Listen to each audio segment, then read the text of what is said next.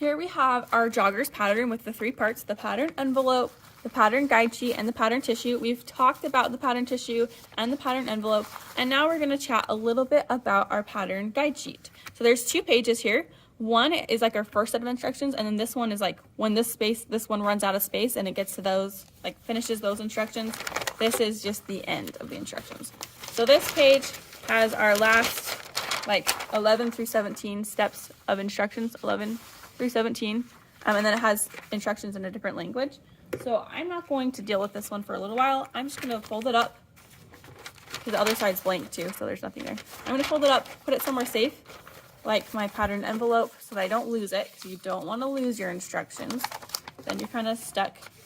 I'll put those in here and put those off to the side for now, and I'm going to look at the first page of my pattern guide sheet. Let's open that up. So you can see, oh, 1 second. There we go. This side has a lot of information about just like getting set up, getting everything cut out, and then the other side has our first set of instructions on how to sew it. So we'll come back to this later. This is our sewing directions, but for now, let's look at the first side of it, page 1. It's 1 of 3 over here. And this first little part here, I'm going to zoom in so you can see it better, shows us what the joggers are going to look like. Then it shows us the pattern pieces 1, 2, 3, 4, 5, 6. You should have cut those out of your pattern tissue already, so you should have those cut out, look something like this, based on what size you did. And they tell you what they are. So if you're ever like, what is this piece supposed to be? We go, where's piece 3? Oh, that's our pocket. So that tells us. Then we move over to the right. There's some general directions. So this is going to have some symbol keys. It's going to have some glossary terms for us. So if there's ever something you're like, I don't know what that means, then go ahead and just look through here and find it. So it tells us what our symbols mean. The grain line needs to be parallel to our selvage. Place on fold line looks like that. Center front looks like this. There's going to be dots, it says. There's notches. This is what notches look like. So it's telling us what all of these things are. And then if we look here, it tells us what our seam allowance is. So our seam allowance is 5/8 inch seam allowance, and I'm going to go ahead and circle that because I want to remember it. So circle that on your pattern guide sheet as well. It says 5/8 inch seam allowance unless otherwise stated. So that's what's telling us. Anytime it tells us to stitch something, we're just going to assume it's 5/8 inch seam allowance unless it specifically says like sew this at 3/8 inch seam allowance. But anytime it doesn't tell us specifically what to sew it at, it's going to be 5/8 inch seam allowance. Okay. So that's that. Down here we have some more sewing directions. It again talks about the seam allowance, so I can circle that again so that I really know it. And give us some like glossary terms there.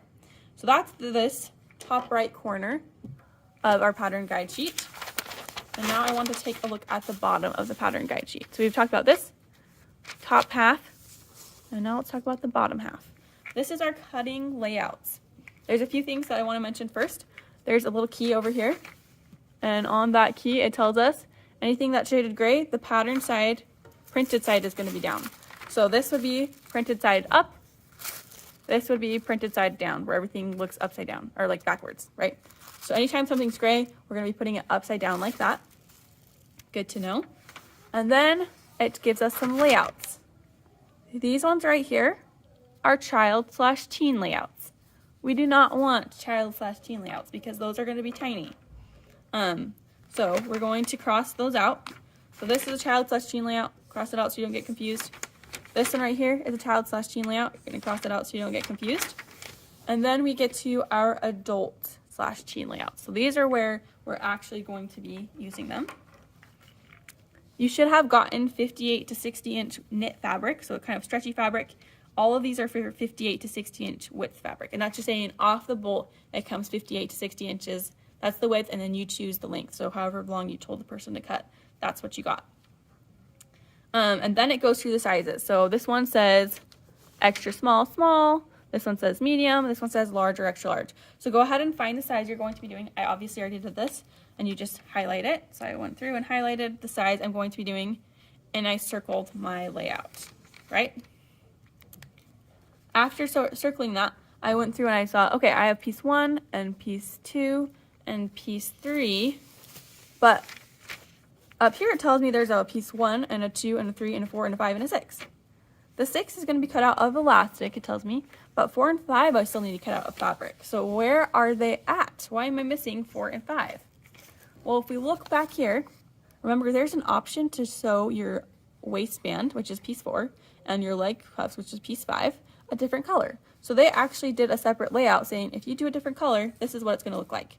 But if you bought all the same color fabric and you bought extra to make your waistband and your leg bands the same color, then you're just going to add them on. So you can see I just kind of drew a little extra thing right here. So if that's going to be you, then you just draw a little extra fabric because you have more fabric, and then you're going to draw a 4 and a 5 so you don't forget them. So go ahead and do that, and then get checked off on the teacher showing that you have the right layout for your size and that you know where your 4 and 5 are going to be going. I also want to mention that you can see piece 3 on here twice, and you can see it here twice and here twice. The reason for that is because you're going to have a pocket on each side, and for the left side or the right side, this is right for you guys, you're going to need a front and a back, and for the left side you're going to need a front and a back. So that's 4 pieces total, right? And if this is folded in half, we're only going to get 2 here, then we get our other 2 when we cut it out again. So if you would like, you can make a copy of your piece 3, or you can just remember that you need to lay it out twice.